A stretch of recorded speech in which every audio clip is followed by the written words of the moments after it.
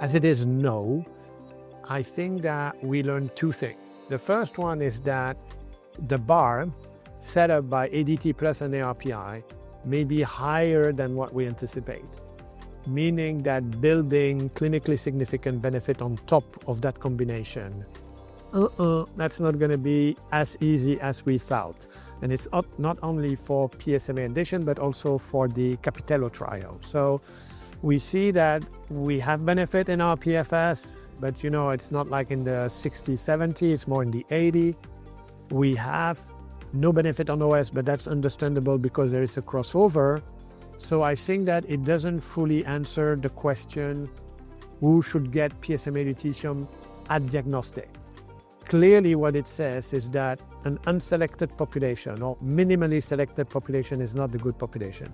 So they're going to have to dig in their result to see, based, I would say, primarily on PSMA expression, who benefit from the treatment. I mean, the discussion by Arun Azad was fantastic. So clearly, we have to select patients with higher volume of disease, high PSMA expression. For those, that's going to be change practice, clear. No, for everybody, not sure. But clearly, we knew the activity of PSMA ligand.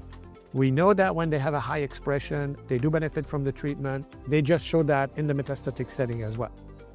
So that's, to me, the message. So still a bit of work to be done before it's given broadly.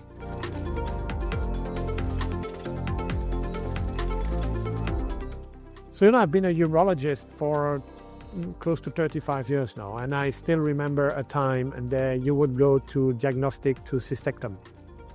Then came neoadjuvant chemotherapy, and now you have like an explosion of neoadjuvant treatment with every time an escalation in the response rate. So when you look at the Keynote trial, the IMvigor trial, we look at the EV trial, we come close to the point that now the next question will be, do you still need the urologist? So the response rate and the OS benefit are so high in that population of patients, which I do remind you usually are elderly, smokers, comorbidity, polymedication. I mean, the next step is, are we still going to do prostatectomy and radiotherapy in these patients? Because the results are stunning. Bladder cancer was a disease, a devastating disease, and now we see some very long-term remission, patient doing well. So to me, that's the hype.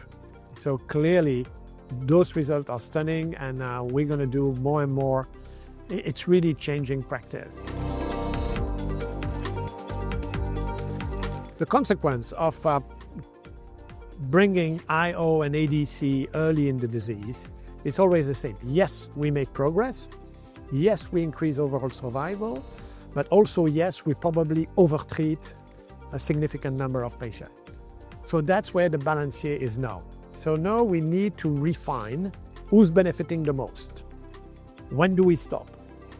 Do we go to local treatment? And there is absolutely no discussion that all pathway will be changed by ctDNA. This technology is unbelievable.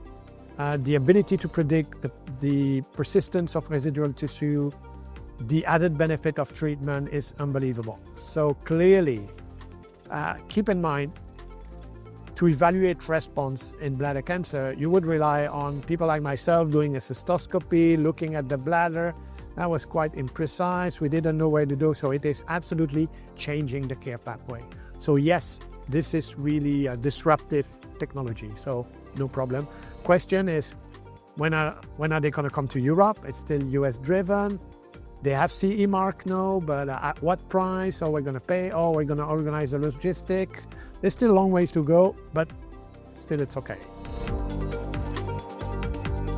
This year in 2025, to me, the most important trial was a negative trial. It's the ANZA-RAT trial conducted by the ANZUP group, who randomized patients with high-risk localized disease receiving radiotherapy to 2 years of hormone therapy to 2 years of hormone therapy plus an AR pathway inhibitor. And that trial is negative. So it really shows us that in our enthusiasm to combine drug, there is an inflection point at which you don't have any benefit. Why is it clinically relevant? Because 3 years ago, the STAMPEDE group showed that if you had abiraterone to these very high-risk patients, you increase overall survival. And everywhere, physicians started to extend the indication and give abiraterone to patients we haven't demonstrated the benefit. That trial is super important because it clearly reset and define who needs and who doesn't need treatment. So I think that both at a patient level and at a societal level, because it costs a lot of money, to me in prostate cancer, that is the most practice-changing trial.